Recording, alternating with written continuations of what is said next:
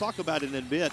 Looking to make this a January to remember, trying to match the all-time mark in January victories for this program and keep that streak rolling. The first possession, however, will belong to the Panthers. We're underway. Thank you for joining us. It's going to be really huge for them to really take care of the ball. Here's a look at the starting five for Virginia, the surrounding cast for Baker, who we highlighted a moment ago, playing really well in unison of late. We get a whistle, and Virginia Tech set to inbound from underneath. What do you look for in this first possession from the Hokies?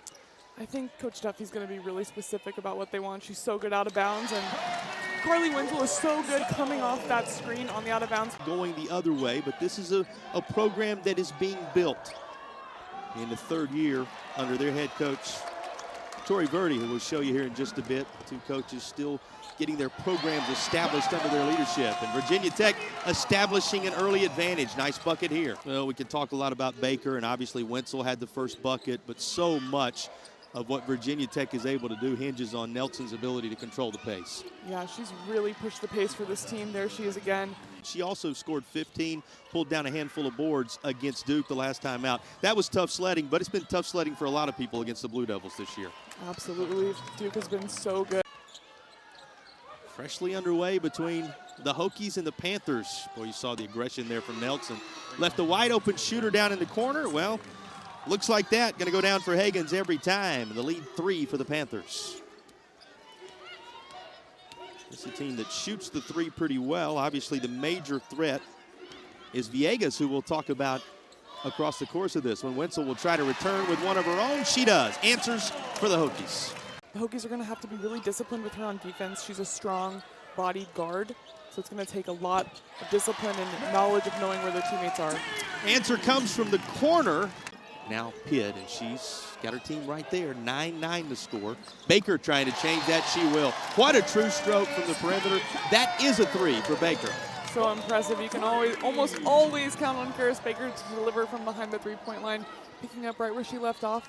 Again, on this win streak, their 5-game win streak, she's shooting almost 50% from three, and that is not because of a lack of attempts.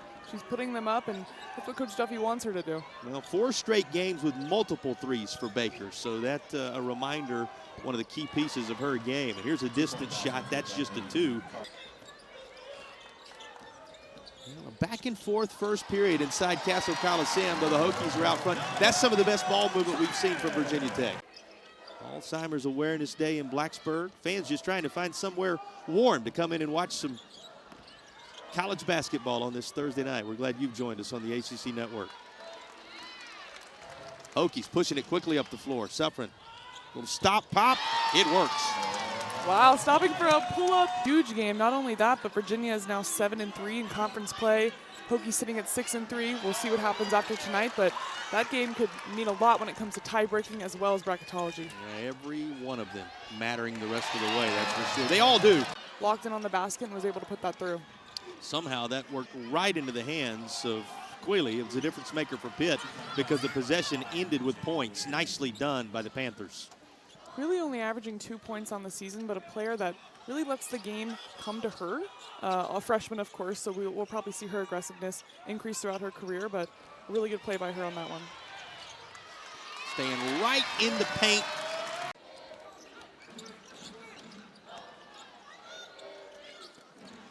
Quick pass inside. The positioning true, the turnaround just as impressive.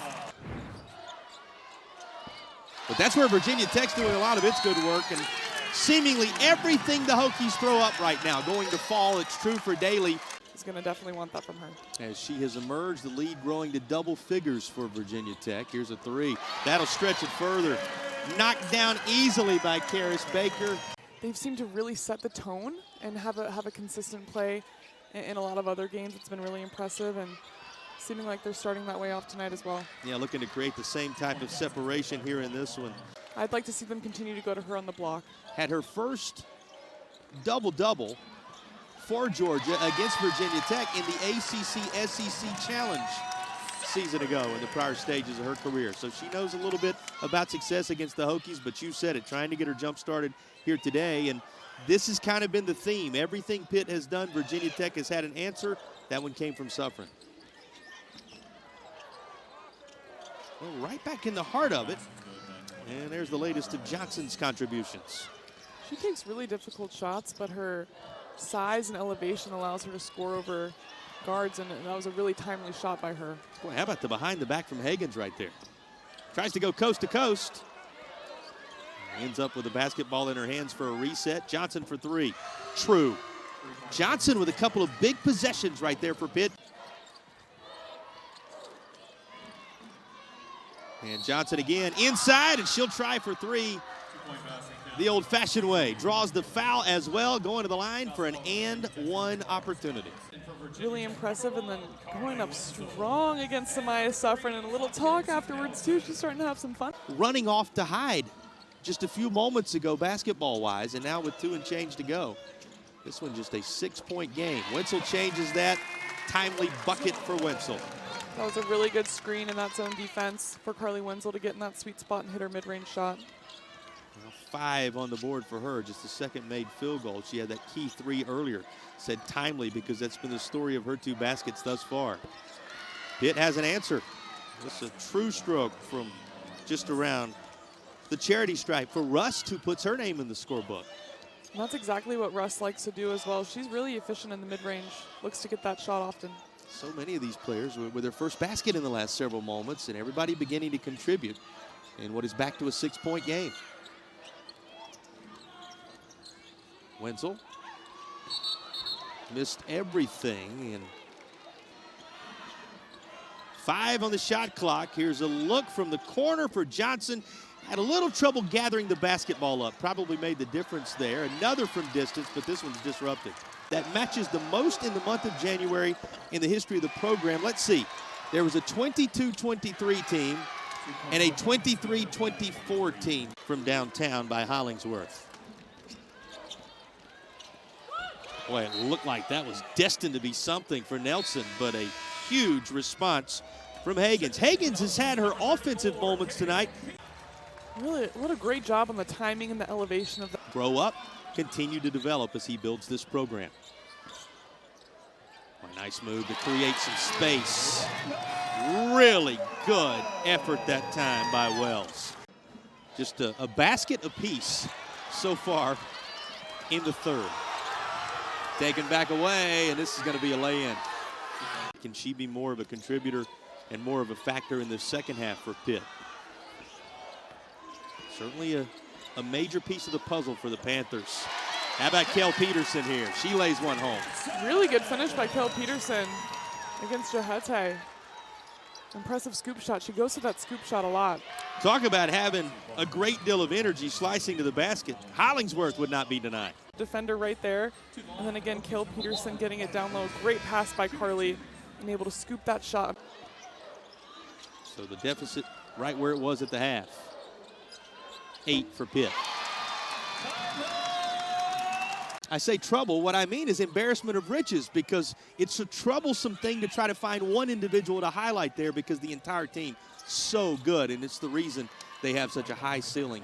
Notre Dame has such good potential when Hannah Hidalgo is really hitting, and the other pieces are also hitting. Cassandra Prosper can have a really big role for them and does in big games sometimes, but Hokies out front by 9. This not much different than where we set at the half. That'll make it 1 closer.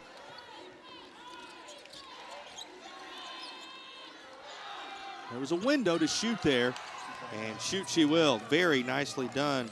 And we're told by the Pitt folks, not interrelated in any way. They just kind of all happened there together as this team found its pieces. And the biggest piece of this squad of late, celebrating herself afterwards as is deserved.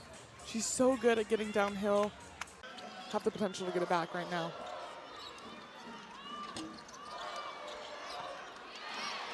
Cleanup duty.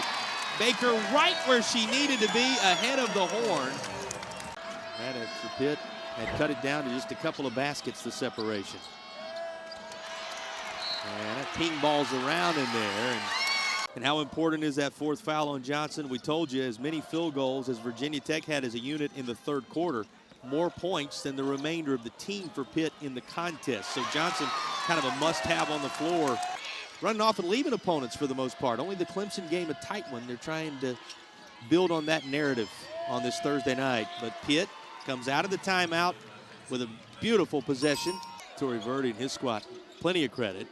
Drawn up beautifully that last trip down the floor for Hollingsworth, and they back that possession up with another fruitful. He'll need a surge down the stretch to make that happen in 26, but this could be a memorable one. Also, if it that serves last his play. team well. Sorry, it takes my mark. breath away. A reminder, Michaela Johnson out here with 4 fouls and really had the opportunity to pick up her 5th on that play. I think the refs maybe were aware of that. Didn't happen on the contact on the other side of the floor. Really looking for a good possession here from the Hokies. I'm sure the leadership is going to take over, and that's what we see. Mackie Nelson doing her thing. We saw her super active in the first half and taking over again, getting her teammate the best shot possible right now. Yeah, Freeline on both ends of the floor that time for Virginia Tech, a contributing factor. Hokies trying to keep Pitt at arm's length in the fourth quarter.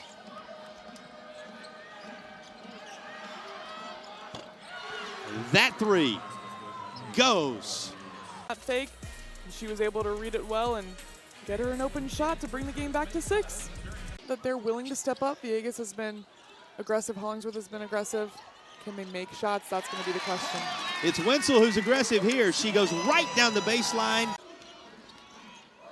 If you finish a possession like this with points, it can be a backbreaker. And there they are. Down the lane, who else? Mackie Nelson, and Virginia Tech eats a good chunk of the time off the clock. So this is a very, very important couple of weeks. Absolutely is, and in a couple of weeks, Coach Duffy could either be feeling amazing about her team or some shots up to have a chance to stay in the game. But unfortunately for them, Virginia Tech getting the ball back again. That may be the icing on the cake. Doesn't matter, she gets that finish through the defense. For these teams coming up on Sunday. Final 38 seconds, and Pitt still battling, but the Hokies put together a fourth quarter to remember.